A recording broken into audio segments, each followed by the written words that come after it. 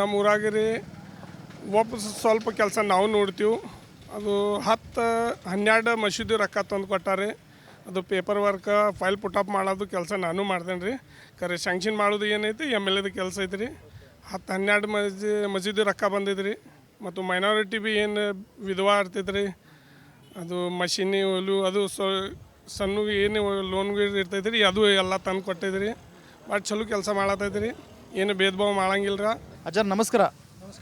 ಈಗ ನಿಮ್ಮ ಕ್ಷೇತ್ರದಲ್ಲಿ ಅಭಿವೃದ್ಧಿ ಕೆಲಸಗಳು ಹೆಂಗೆ ನಡೀತಾ ಇದೆ? ಅಗದಿನಗಳು ಮಾಡತ್ತಾರ ರಮೇಶ್ ತಮ್ಮಣ್ಣವ್ರಿ, ಎಲ್ಲ ಚೆನ್ನಾಗಿ ಮಾಡ್ತಿದ್ದಾರಾ? ಚೆನ್ನಾಗಿ ಮಾಡತ್ತಾರ ರೀ. ಏನು ಹೇಳ್ತೀರಿ ನೀವು, ಕೆಲಸಗಳು ಆಗ್ತಿದಾವ ಇಲ್ಲಿ? ಒಳ್ಳೆ ಬೆಳವಣಿಗೆ ಇದೆ.